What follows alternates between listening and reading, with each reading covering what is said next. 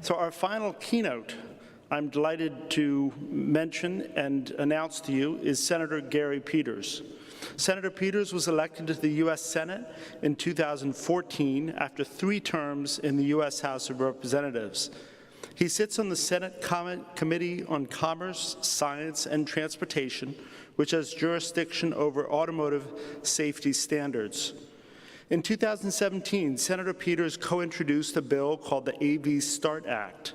This is Congress's first legislative effort to address the public policy issues facing self-driving vehicles, including, for today, prioritizing cybersecurity and the potential threat cyber vulnerabilities pose. His bipartisan bill requiring small business development centers to work to provide small businesses with resources to protect against cyber attacks was signed into law last year. And having launched my business in cybersecurity education in 2010, I can certainly testify to the importance of serving the small business community throughout the U.S., which often don't have the IT budgets that the larger companies have. So thank you for providing that very important service. So thank you very much, Senator Peters. It's my delight to welcome you to the stage. Honored to have you, sir. Thank you, Tom. Yeah, thank you, Tom. Yeah, thank you, Tom. Thank you. Well, thank you, Tom. Good afternoon, everybody. I have some prepared remarks, but I'm not going to do those. I figured I walked in here and I said, this is a beautiful Friday. I think I'm the last speaker before you're out of here. I don't think you want to hear another prepared remark, so I'm going to do some opening comments, though, but then I'd love to have kind of an interactive session. Get you out of your seats, come up to the microphone, ask me any questions about kind of where we are, what's happening at the federal level. As Tom mentioned, you know, I've been working a great deal on self-driving cars and primarily with the legislation, the AV START Act, which puts the first kind of regulatory framework in Congress as to how we deal with this technology that is moving so rapidly and so in such a transformative way. And I'm excited primarily about this technology because of what it means for safety. All of you know that. I mean, the fact that we're going to be able to eliminate, hopefully, most of the human error that causes accidents. 94% of all accidents as a result of human error. To get that out means that all of you who are involved in working in this space are literally going to be saving tens of thousands of lives. It doesn't get any bigger than that.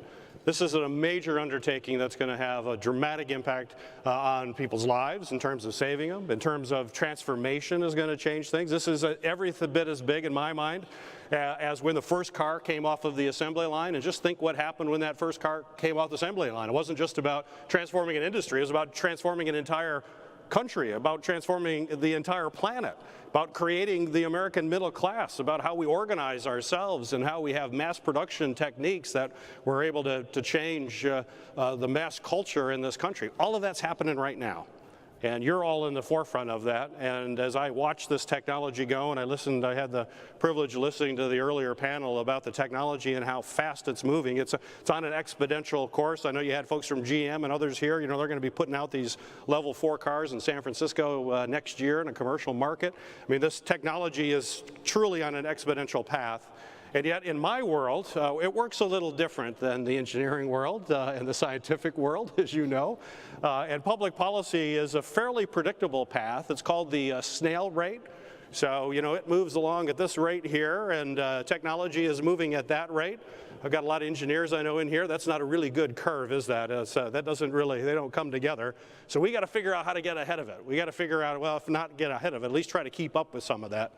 And that's why we have been working on the AV START Act. I've been working with my Republican colleague, Senator Thune from South Dakota. This is a bipartisan effort trying to bring Congress together to think about these issues, think about it in a comprehensive way to deal with it. And we know that when I talk about the snail rate of Congress, it's an even slower snail rate if you're looking at regulatory reform and looking at NHTSA and changing some of the regulations. So we know that the current regulatory framework doesn't work for this technology, because current rules state you must have a steering wheel in your car, an A through Z.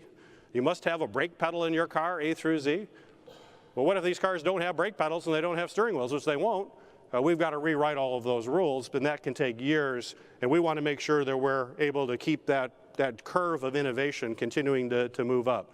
So we're trying to create that space while understanding that there's still significant public policy issues that have to be worked out, particularly when you start putting these automobiles on public highways and people are going to be interacting with these vehicles. So we've got to make sure that there's some kind of framework. And our manufacturers, they're deploying these very quickly. They want to have some kind of regulatory certainty. So Tom alluded to the AV START Act in the opening. You know, just in a thumbnail, and I'd be happy to ask or answer questions and talk about that. The bill right now is out of the Senate committee. It goes to the full Senate. We're trying to figure out a path for it right now.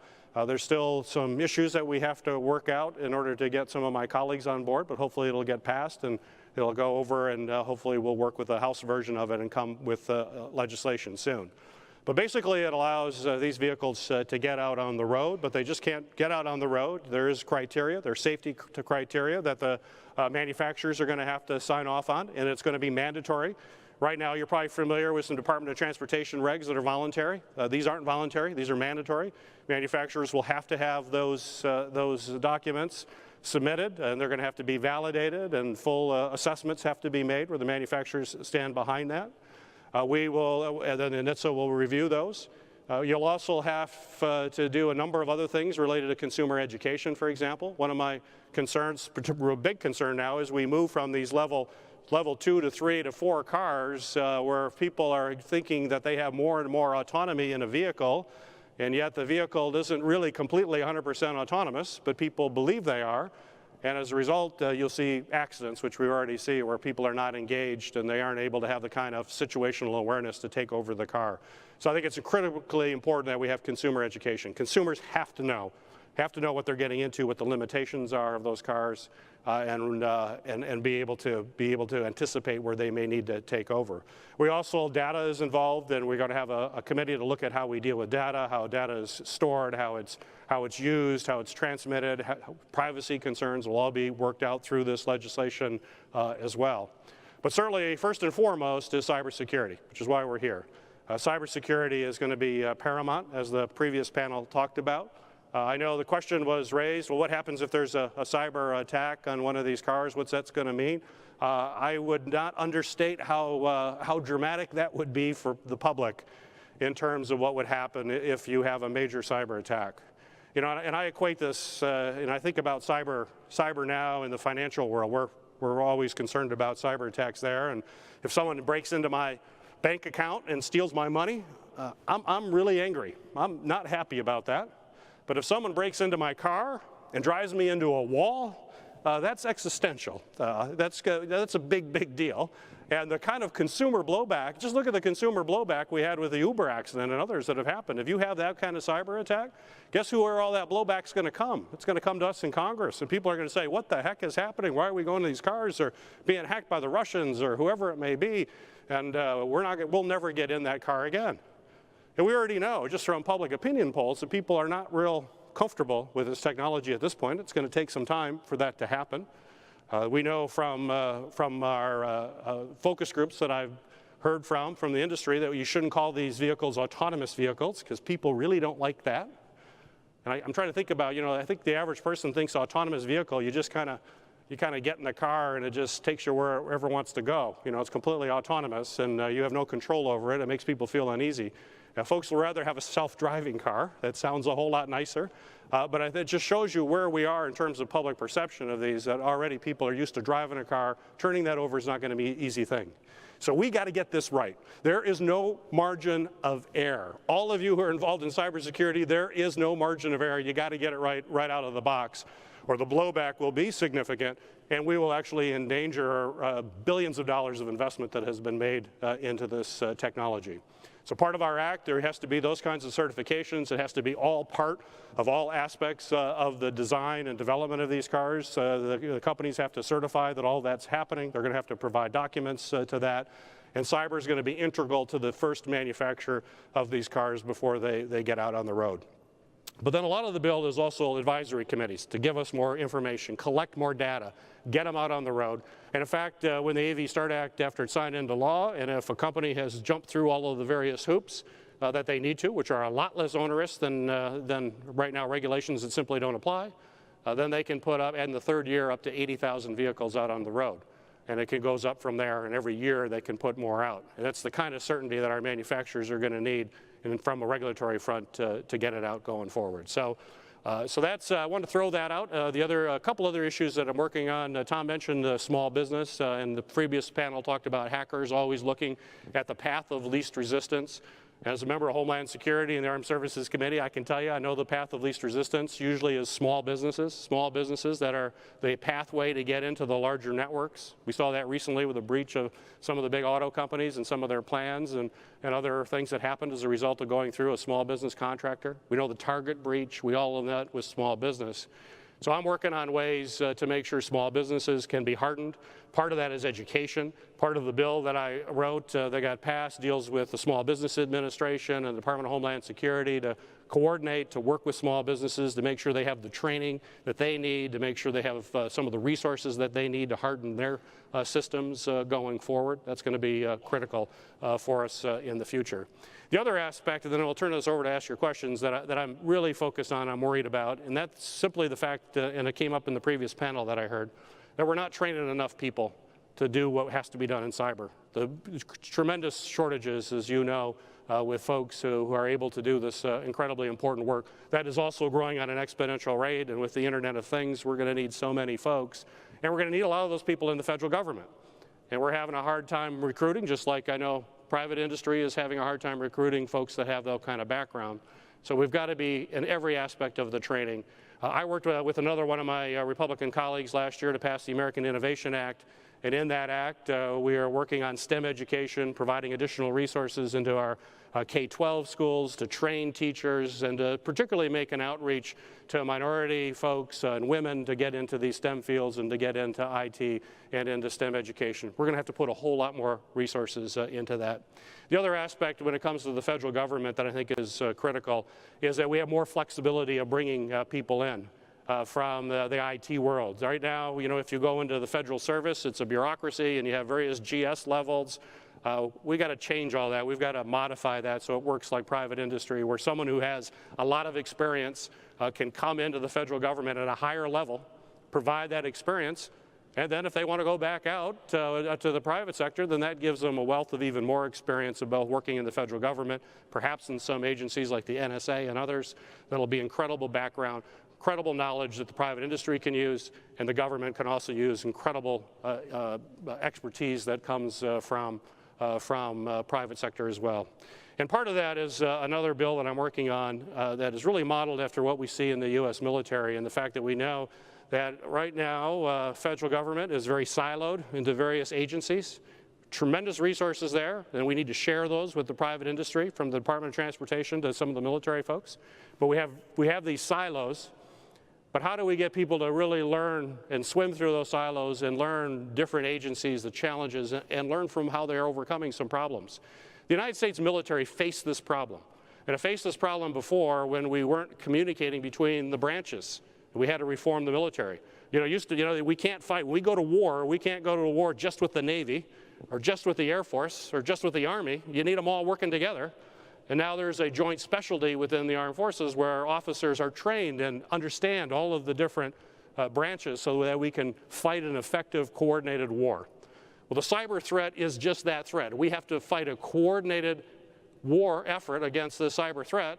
And so my legislation will create that kind of joint force within the civilian government sector, so that folks will be able to learn from the NSA and from the Department of Transportation, Health and Human Services, work across all of those areas and have a true whole-of-government approach. And if we can do that very effectively and work with the private sector as well in ways, and that's going to change some authorities, we'll be able to have a whole-of-government, whole-of-society way to fight this threat. And those are some of the things that we're working on now, and would want to really hopefully hear from you as to ideas of how we can do this better. So with that, I'd like to open it up. I talked a little longer than I wanted to. Sorry about that. But if you have any questions, you can either do the cards or come to the microphone, whatever works with you, whatever works. Just a few minutes away from coming to an end. Let's end strong. Senator Peters, if I could just start, the question raised in the earlier panel about liability and who owns the problem. Secretary Chertoff mentioned a very interesting idea in his kickoff keynote about instituting some type of safety act for the automotive sector. But could you address the liability issue particularly? Yes, and now our legislation doesn't deal specifically with the liability issue, but it's a critical issue going forward. But as we kind of envision this, and I spent quite a bit of time talking to some of the insurance companies and how they're thinking through this, how the OEMs are going to deal with it, and it looks as if we're going to be in a situation where the liability will be with the companies. Right now, auto insurance is premised on whoever's at fault in some ways, even no faults about who's at fault, and you have a human driver that's driving it, so you insure that automobile through the human. And when the human is no longer a part of it, the accidents will likely be the result of some sort of failure of some respect of the systems in place. So liability will go to those manufacturers and those suppliers as well. Some of the questions as to how the liability is going to work, if we're in a ride-share environment, the question is to what extent does an entity like an Uber or a Lyft will have some of those kinds of liabilities if they're operating self-driving cars. I think still that has to be worked out. But as far as we're looking at this, you're likely to see our OEMs really assuming most of the liability associated, which is another reason why we got to get this right. And it's another reason why I also think when folks are a little leery about how we're moving forward, the auto companies get this. They know that there'll be some accidents. You can't avoid it. They're going to do everything they can to make sure they avoid those accidents because of the tremendous liability, not just for that individual accident, but we always have to be in mind that it's also what would happen to the consumer blowback on this whole technology to begin with, until people can really see the incredible benefits that lie at the other end. Thank you very much. The two questions by note card that I wanted to read. The first regards what role by the government to protect OEM's IP with these emerging technologies. So what role is there for the government to protect OEM's IP with these emerging technologies? And again, if everyone, those who'd like to ask questions, please come to the microphones, and we'd love to entertain those questions. I know Senator Peters would. Well, the government has a big role in protecting IP generally to try to make sure that we can protect that intellectual property. So it's no different in my mind with autonomy, particularly given the fact that, and I know this for the U.S. companies, is that with this technology and with the fact that we're changing the business model for these companies, where most people will probably not buy a self-driving car, they're going to be in a ride-share environment and ordering up their ride and not buying the vehicle but paying for the vehicle one ride at a time from point A to point B. That may mean that we're going to have a lot fewer car companies in the future. There's going to be a consolidation. So that means getting to that technology early is incredibly important. I'm taken by one of the companies that I met with, and I won't say who, but I said, it sounds like getting first to market is everything. And they said, well, I don't know about getting first, but you better not be fourth or fifth. So we have to make sure that we're protecting the American companies' intellectual property. We got to guard that. That's why cybersecurity is absolutely important. We can't have the kind of breaches we saw recently with a lot of that information taken forward. And that's why I want to make sure that we're working in a closer conjunction, understanding this is really an element of economic national security, that we've got to find ways to merge some of the expertise and skills that we have with the federal government and the Department of Defense and our intelligence folks with private industry, and figure out how we can work closer together. I've been working and thinking through some of these issues as to how do we do that. There's some protocols that don't allow that to happen, although we do have models in this country where we have Department of Defense folks working with private industry. The examples are the National Guard. In fact, we have a major standing up a cyber unit here in Battle Creek, Michigan. The Coast Guard's another great example. The Coast Guard has cyber resources, and they work with shipping and companies and ports and work to share those kinds of information. And part of that has to be protecting the IP, certainly. Thank you very much. The next question regards the national grid system and how it relates to the automotive. We hear that foreign governments have hacked our national grid system. How do we prevent these same governments from breaching the new infrastructure required for automotive? Yes, in fact, you brought up just before I came here, I was at ITC, which is the transmission lines, and it was with their cyber folks in Novi, and which is incredibly impressive what they do to protect the grid. And I looked at their screens where there were over 7 million attacks just today, or yesterday, I think, to the grid. And so we've got to safeguard it. My view, though, is, and I'm going to step back here, as to how do we prevent particularly sophisticated state actors. And we've got a situation now with the state actor very active, obviously, in so many areas, is that we have to have a better sense of actually punishing folks who are engaged in cyber activity, not just defending against it. You know, you can build stronger and stronger walls, which all of you are doing, and we need to do that. But just think of the situation of your house. You know, you put burglar alarms in and you try to protect your house to keep the burglars out. But if a burglar gets in and burglarizes your house and you catch him, you punish the burglar. You punish him. And you punish them severely, and you use that as a deterrence for it. We've got to do the same thing. Now, attribution is always a tricky thing with cyber. But when we know there's an actor involved, we need to be very strong, very firm. That means very strong sanctions against the state actor that's engaged in it, a lot tougher than we've put forward. We know the Russians, for example, involvement in the elections, but they're involved in commercial activities regularly. Other entities are doing the same thing. We need to be able to punish those and have those in fact. And the other thing that we're grappling with right now, and a lot of questions in the Department of Defense and in my Armed Services Committee, is really how do we define an act of war in the cyber world? We know what an act of war is in the physical world. If a bomber comes over and drops a bomb and blows up a building in New York City, that's clearly an act of war if a foreign government does that.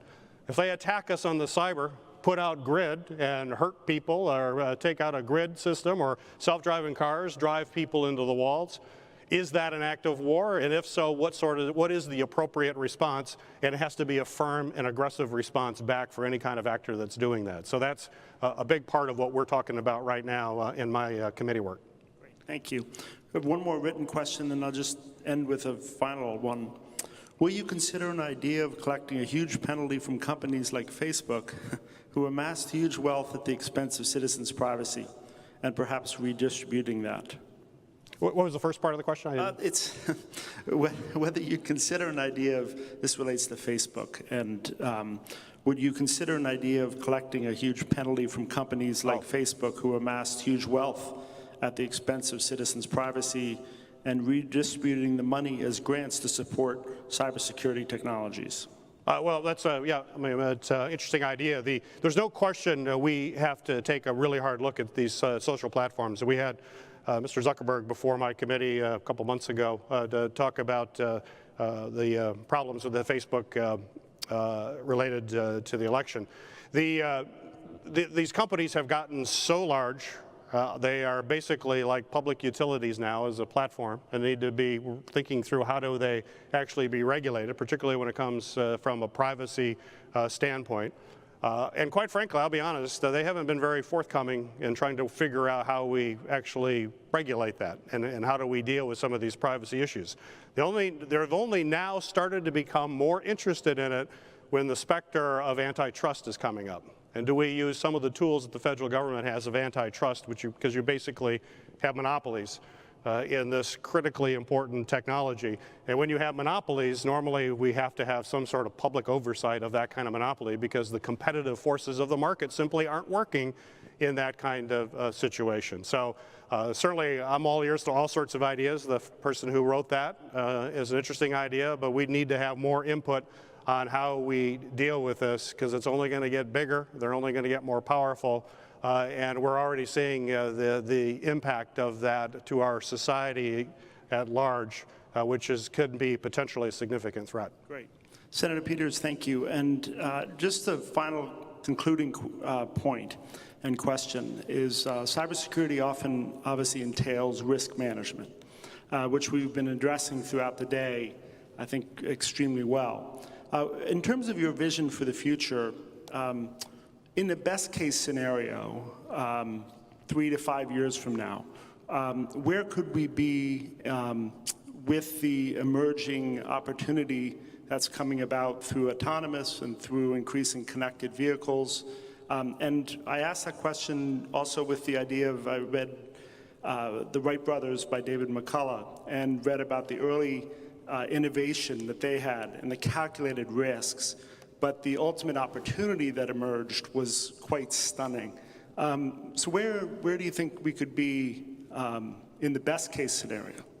Yeah, I'm very optimistic about that, very excited about that, because You know, and what I see, what's happening with self-driving cars, and I alluded to a little bit in my opening comments, is every bit as big as when the first car came off the assembly line, and just think what that happened. In the case of self-driving cars, to me, what is really significant, and why I hope we do it all here in Michigan, is that this is really the moonshot for artificial intelligence and machine learning. That when an automobile is able to pilot through a complex city environment like Washington, D.C., or New York City, or San Francisco, wherever it may be, and do that safely and do it flawlessly time and time again, that means artificial intelligence has reached the level where it's going to transform every single industry that you can possibly imagine. And from the manufacturing process to the delivery of healthcare, the development you'll see in synthetic biology, I mean, just go down the list. This will be transformative in every single industry. I think it's somewhat, and when you talk about back to the auto industry, I think it's somewhat elegant, because when you think about it, in the last century, it was the auto industry with that development of mass production and the first car coming off the assembly line that changed the whole world. And now here we are at the beginning of the 21st century, and with the dawn of self-driving vehicles integrating incredible mechanical engineering with IT and machine learning, once again, it's the auto industry that's going to change the world just like it did in the last century. So that's my vision of the future. This is where it's happening. This is an incredibly sexy place to work if you're an engineer and you want to be working with the latest technology and what's going to change the world. This is the place to be. And I see major positive transformations. Now, having said that, my caveat is that we're going to have to manage those changes. Those are pretty rapid changes, and when you think about all of what happened in the Industrial Revolution, and that wasn't always pretty, we also had some issues like the rise of fascism and communism and world wars and other kinds of things that happened with this technological change, and that happened over 100, 150 years. Now we may see these kinds of change compressed into decades. So that means we have to be thinking about it ahead of time. And in addition to having great engineers thinking about making the next big thing, we also have to think, what are the implications of that? And we make sure that we steer it towards a positive end as opposed to the negative end. But I'm confident we understand that, all of us, all of you in this room understand that, and together we're going to be able to achieve some really remarkable things in the decades ahead.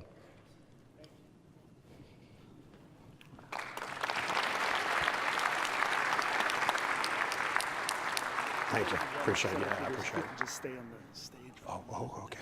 Okay. Senator Peters, thank you very much, and thank you for that wonderful, optimistic vision to conclude our conference. For the past several years at the event that we are best known for in Washington, D.C., which is now entering its 9th year, as mentioned earlier, we have presented an annual Cybersecurity Leadership Award to a public policy leader. In the past, our award winners have included General Michael Hayden, General Keith Alexander, both now retired, and even the President of Estonia, who spoke for us several years ago. This year, we decided to launch a new award to recognize a leader in public policy who has advanced the cause of cybersecurity in the automotive sector. Senator Peters, through the introduction of the AV START Act and his tireless representation of the great state of Michigan and the automotive sector, for his leadership in putting cybersecurity at the very forefront of the discussion, for his support of our theme today that cybersecurity must be the cornerstone of autonomous and connected vehicle safety, we award you, Senator Peters, the first Billington Automotive Cybersecurity Leadership Award and are honored to do so. So, Senator Peters, thank you very much. Thank you. Thank you. Thank you.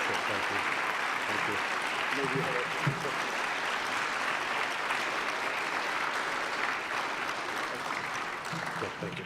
Thank you very much.